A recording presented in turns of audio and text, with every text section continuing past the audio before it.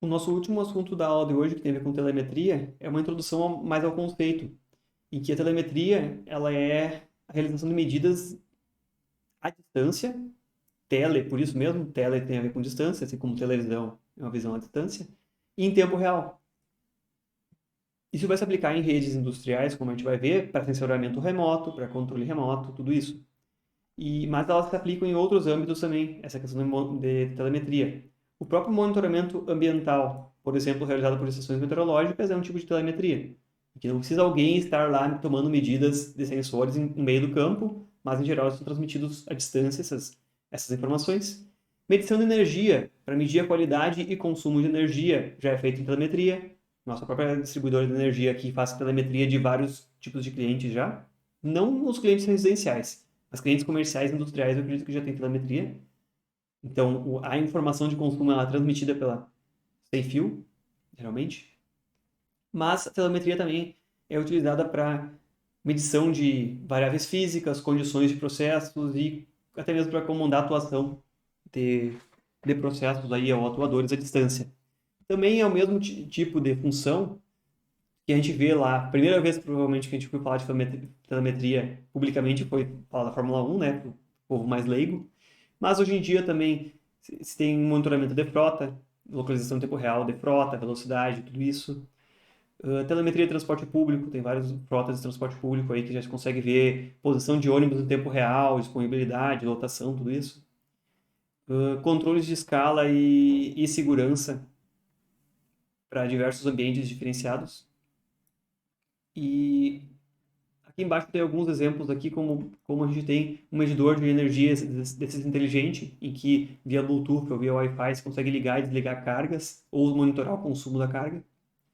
É um tipo de processo de telemetria também bastante simplificado. Outro caso que a gente ouviu falar bastante aí, pelo menos eu ouvi isso na mídia e me chamou a atenção, é que um avião sempre tem algum tipo de telemetria guardado dentro, em que é transmitido, por exemplo, um transponder que transmite a informação da localização dele para outros aviões próximos, para as centrais de torre de controle, tudo isso. Mas que houve um acidente aí da Malaysian Airlines em que foi desligado o tal transponder, então ninguém sabia onde o avião estava, mas as turbinas tinham um sistema de telemetria da Boeing que é independente do restante do avião. Enquanto as turbinas estão operando, elas transmitem para os satélites da Boeing informações de desempenho delas durante a operação. E por meio dessas informações de telemetria se estimou a possível localização do avião, enquanto as turbinas estivessem ligadas. Mas então, mesmo que o avião tenha a centralização da informação, tenha monitoramento de todas as variáveis dele, ainda existe um sistema redundante de telemetria aí da própria fabricante da turbina. Um sistema como um foguete, que é um sistema crítico porque do momento do lançamento ele tem várias toneladas de combustível e elas estão num momento muito crítico, da possibilidade de acidente é muito grande. Então ninguém vai querer ficar próximo a menos de 1 quilômetro do foguete durante o lançamento dele. Então tudo o que envolve o lançamento de um foguete é controlado à distância e por isso se requer telemetria de todas as variáveis. Temperaturas, volume, enchimento de tanques, bateria, status de diversos sistemas, e tudo isso é controlado a pelo menos 1 quilômetro de distância pela segurança dos operadores que vão estar numa sala lá bem longe. O que também é realizado por telemetria, controle de ambientes, tipo shopping center, um shopping, um aeroporto, uma estação de trem, tudo isso. Ao mesmo tempo que se controla o ambiente por meio, geralmente, de câmeras, mas também por meio de sensores e status dos trens, dos aviões, próprios sistemas aí. Cada dia é mais comum esse tipo de coisa. E aqui embaixo tem um exemplo bem legal que é a sala de comando do Itaipu.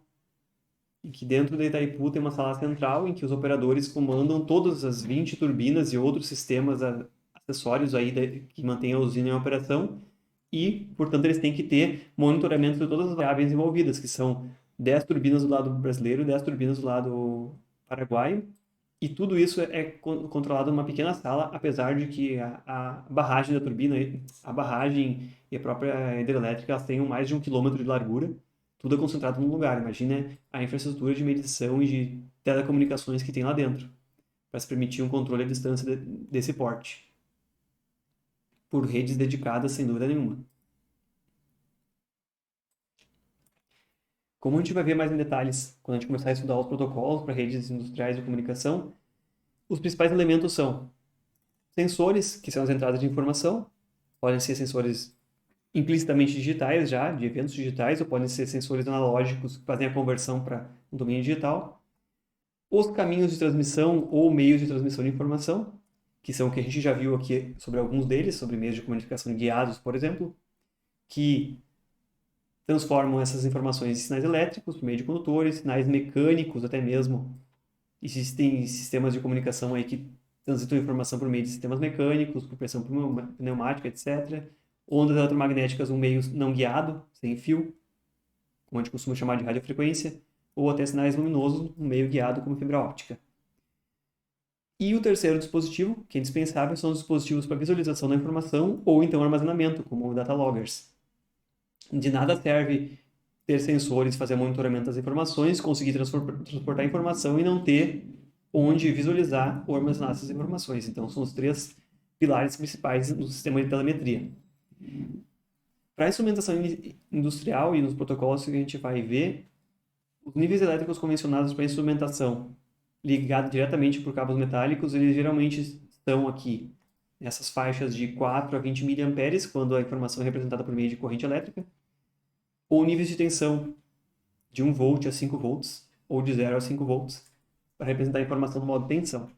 A gente vai ver que tem motivação para algumas aplicações se usarem sinais de corrente, porque eles são independentes de distância, principalmente. Comunicação independente e não sofrem atenuação em cabos, porque afinal, uma tensão elétrica pode ter uma queda de tensão, mas uma corrente elétrica só vai ter uma atenuação se houver uma grande fuga de corrente para outra parte do sistema, independentemente da tensão que ela gera.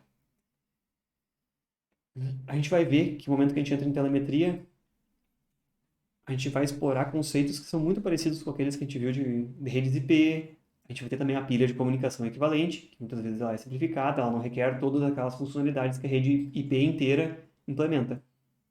Mas o que é mais importante é sempre saber que os dispositivos eles vão ter um tipo de endereçamento e que a maior parte deles é capaz de responder a comandos do mestre ou também chamado interrogador, que é aquele dispositivo que pode pedir a interação na rede, mas que espontaneamente os dispositivos não falam, eles só recebem comandos e eles só são coordenados por um dispositivo central. E a comunicação ela acontece de forma digital, seja numa rede com switches ou até mesmo em barramentos para aplicações de mais baixo desempenho, claro, e que são similares ao que a gente já viu aplicado a redes de computadores, mas agora a gente vai começar a ver variações disso aplicadas a redes especificamente feitas para telemetria e controle. Bom, isso aqui foi a introdução ao que a gente vai começar a ver a partir da próxima semana, então, que a gente vai entrar nos temas de redes industriais. Em alguns aspectos elas são mais simples que as redes para computadores que a gente já viu até agora, mas em outros aspectos elas têm motivações e especificações completamente diferentes aí.